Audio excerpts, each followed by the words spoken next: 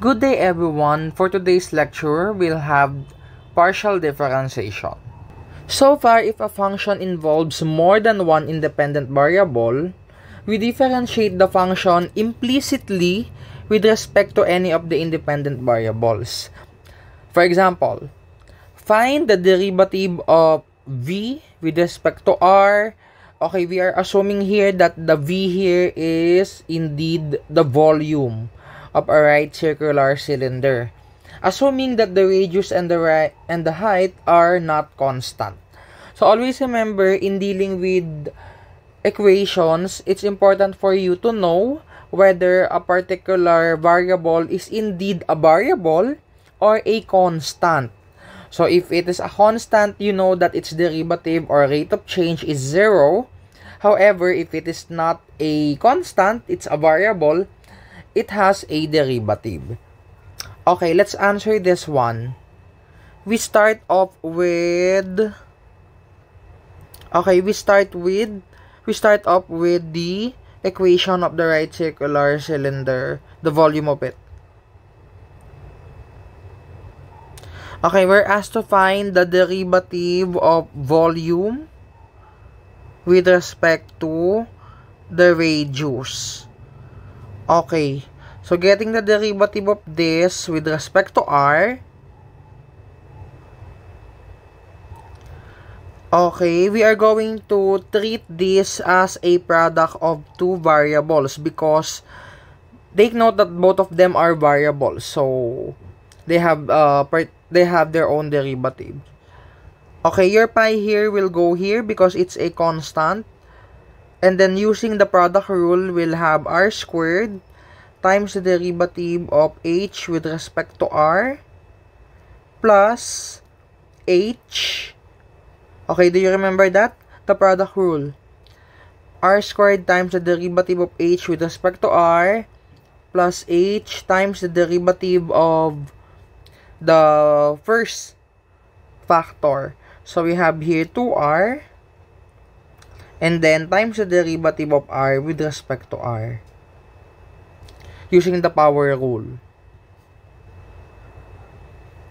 Okay, simplifying this, we'll have pi times the quantity r squared, okay, times this particular derivative, and then plus 2 times hr. This is now the answer. Okay, we can also put a unit here. Let's have volume over radius. So that is cubic units per unit. Next, let's have the derivative of v with respect to h. So this is similar to what we have done earlier. The derivative of the volume with respect to the height is equal to pi. Okay, I'll write it here, the main equation. We'll still use the product rule here. Okay, pi times uv, right? Okay, r squared times the derivative of h with respect to h plus, next we have the h times 2r times the derivative of r with respect to h. Alright, so let's now rewrite this, simplify this. We have pi times the quantity r squared plus 2hr times the derivative of radius with respect to height. So take note that our answer will really bear something like this. Okay? Because these are variables, so they have their related rates. Okay, so no. Okay, we have cubic units per unit. Okay, for the C, derivative of v with respect to t, this is left as an exercise. Now, what if we hold one of the variables as constant? Because take note, in these procedures that we've been doing, we are holding everything as variables. We are treating them as variables. Now, what if we consider one of them momentarily or temporarily as constant? This is where partial differentiation begins. Let z be a function of several variables. Then the partial derivative of z with respect to one of the independent variables, say x sub 1, is the derivative of z obtained holding the other variables momentarily as constant. So when you say momentarily, it means that we are only considering them as constants during that differentiation process and not forever. By the general definition of the derivative, it is the limit of the ratio of the increments in z and the particular independent variable as the latter increment approaches 0. So I hope that you still remember this one, the general definition of the derivative. Now, in partial derivatives, we are using this symbol. So we read this as partial derivative of z with respect to x sub 1. So it is the limit of the increment in z. Do you remember the 4-step rule? Wherein we are adding and then subtracting and then dividing by the increment and then taking the limit, holding the other variables as constant. So in this case, we are holding x sub 2, x sub 3, until x sub n constants. Similarly, the partial derivatives of c with respect to x sub 2 until x sub n can be obtained by the same manner. However, in this chapter, we are no longer going to use the increment method. We're just going to use the basic differentiation formulas. The symbol delta is a special delta used to denote partial differentiation. Okay, let's have our first example. Given the volume of a right circular cylinder, find the partial derivative of v with respect to r and partial derivative of v with respect to h.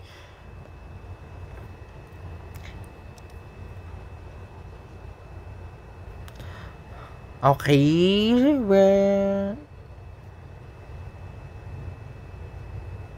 first, let's have the partial derivative of v with respect to r.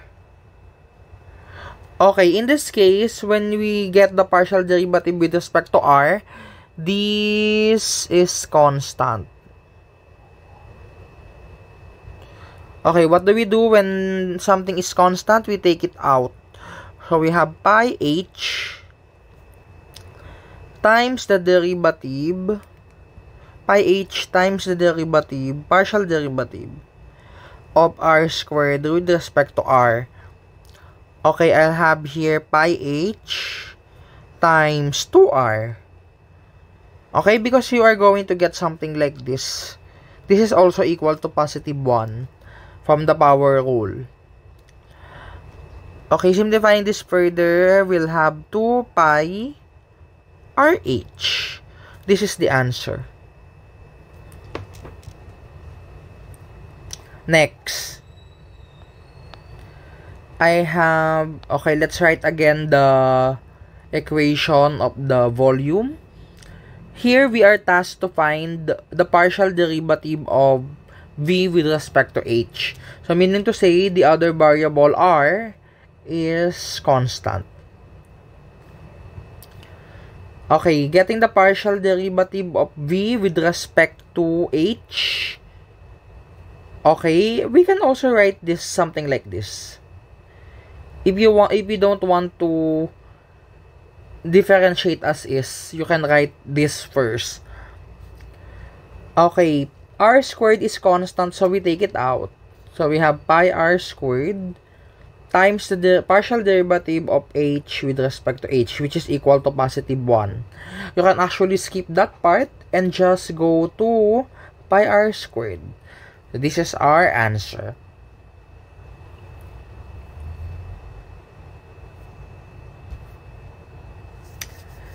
Example 2. given z equals 3xy plus 5x squared y minus 10xy cubed plus x raised to 7 minus y raised to 8. Find the partial derivatives of c with respect to x and y. Okay, let me just copy this one.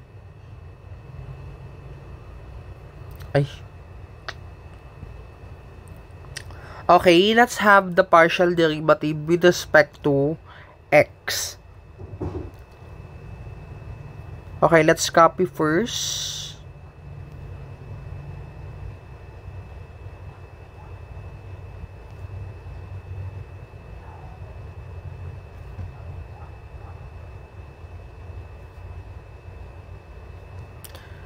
Alright, in getting the partial derivative of z with respect to x, y is constant.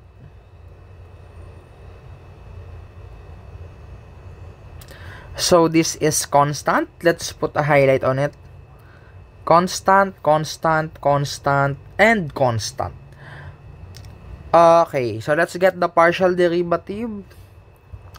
Therefore, the partial derivative of z with respect to x is equal to, okay, your y here will become a constant, so it sticks with 3. Okay, what's the derivative of this? 3y. 3y plus 10xy. Okay, can you follow? Your y here will not be changed because it's a constant. And then here we have minus 10 y cubed.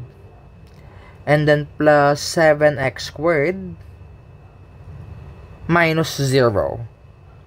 Do you agree? It's minus 0. So this is our answer. Next that we're going to get is the partial derivative of z with respect to y. Here, x is constant. This is constant. Let's put a highlight on it. This is constant, constant. Oh, we can actually highlight everything that is constant if you want.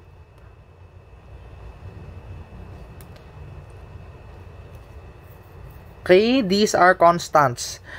In the previous example, I should have highlighted also the numerical constants. Okay, let's now proceed in getting the derivative. The partial derivative of z with respect to y is equal to 3x. Okay, 3x plus 5x squared. And then minus 30 xy squared. And then 0 minus 8y raised to 7. This is the final answer. So in case you are feeling confused right now, that's totally fine. I suggest that you practice, you invent a problem like this and then get the partial derivative with respect to x and y. Example 3, given z equals ln xy minus sine xy plus x sine y minus e raised to x cosine y plus tangent y. Find the derivative, partial derivative of z with respect to x and partial derivative of z with respect to y. Okay, for this, we have ln xy here. I'm going to split this into 2 using the property of logarithms so that it will be easier to be differentiated. Okay, I will write it already here. This is equal or equivalent to ln x plus ln y minus the other terms.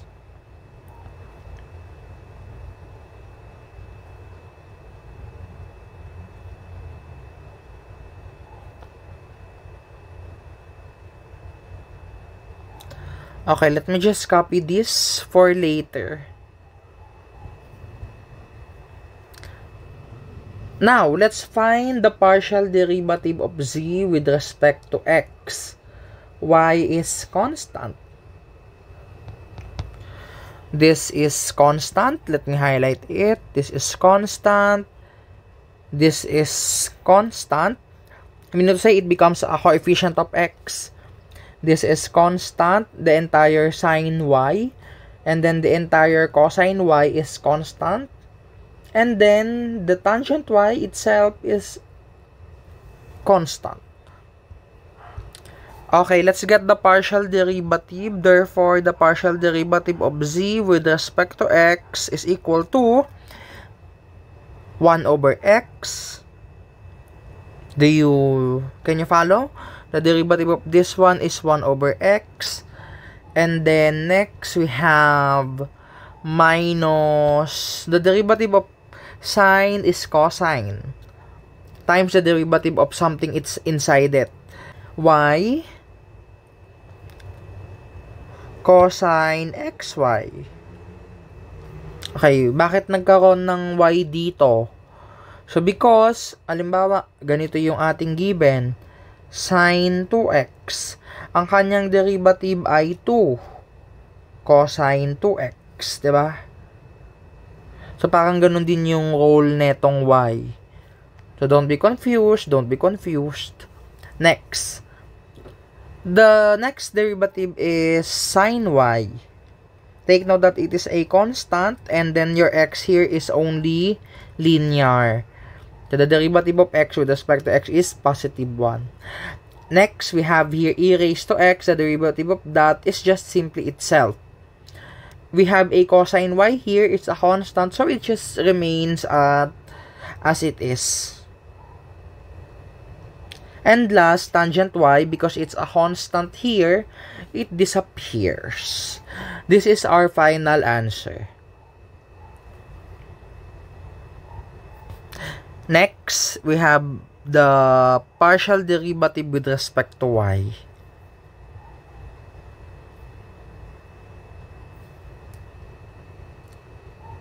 The partial derivative with respect to y, x is constant.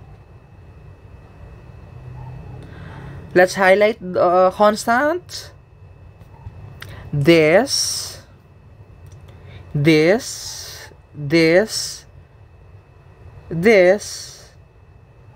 Okay, all of these yellow.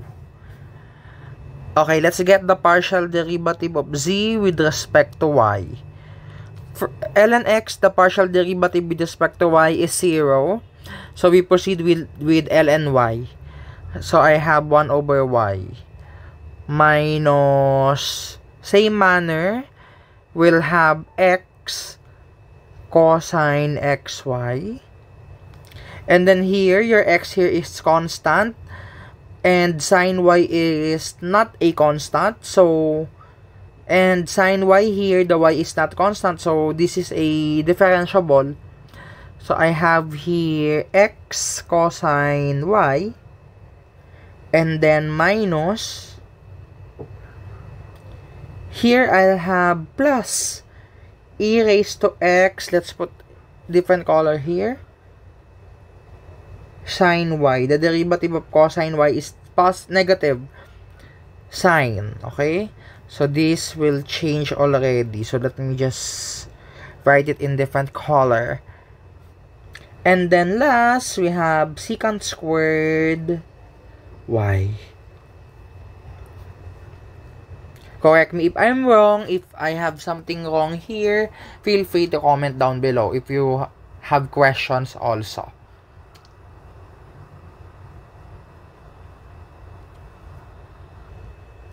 Last example, we have example 4. Given z equals square root of x minus square root of 2y plus cube root of x squared y minus 2 over xy plus x over y. Find the partial derivative of z with respect to x and with respect to y. Okay. Let me copy first.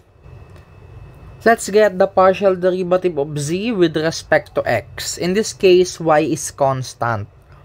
So, this is constant, this is constant, this is constant, and this is constant. So, be careful. Let's see how we are going to solve this one. So, for the first term, the partial derivative of z with respect to x is, okay, what's the partial derivative of this? Square root. So, we have here 1 over 2 square root of x, and then plus 0, okay. Next is this one. We have x squared y raised to 1/3. Okay, scratch. The derivative of this is 1/3 times x squared y raised to negative 2/3 times the derivative of everything inside. So, what is the derivative of this? You have 2xy. Okay. Ano nangyari kay y? Y is constant.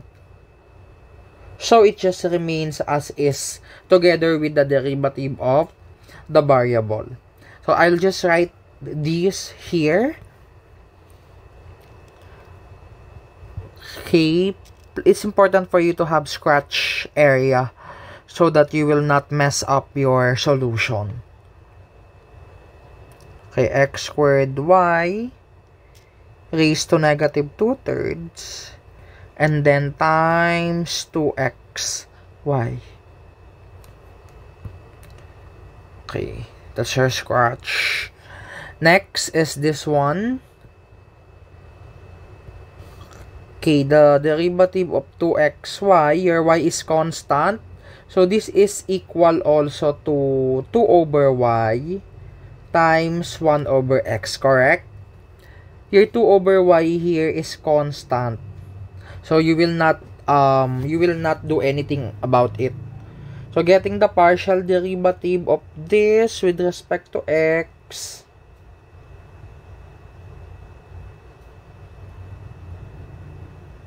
Here 2 over y will be outside and then times the derivative of the anything that is left. So, the derivative of 1 over x is negative 1 over x squared. So, I have, since this is negative, so I'll have positive here. So, plus 2 over x squared y. Okay?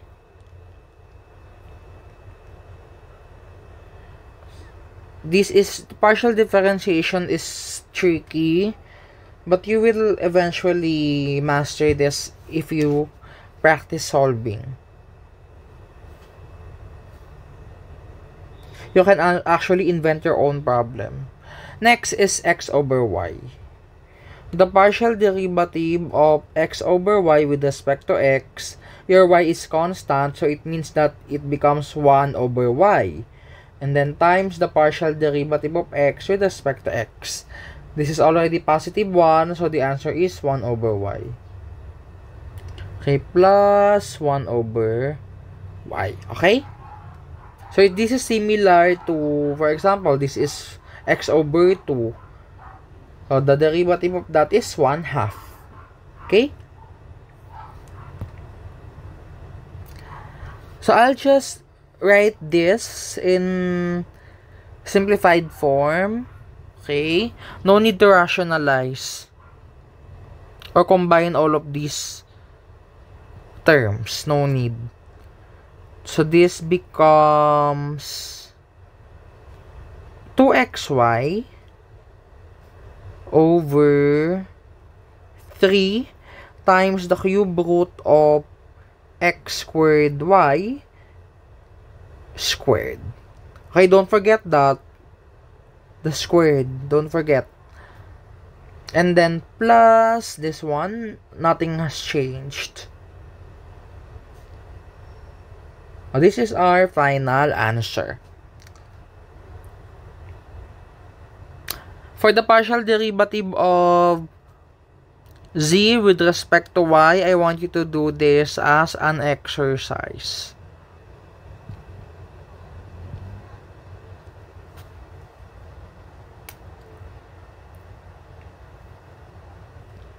You have reached the end of this lecture video. This is exercise 6.1. You're highly encouraged to answer and practice solving so that you will get the tweaks of partial differentiation. Thank you so much for watching.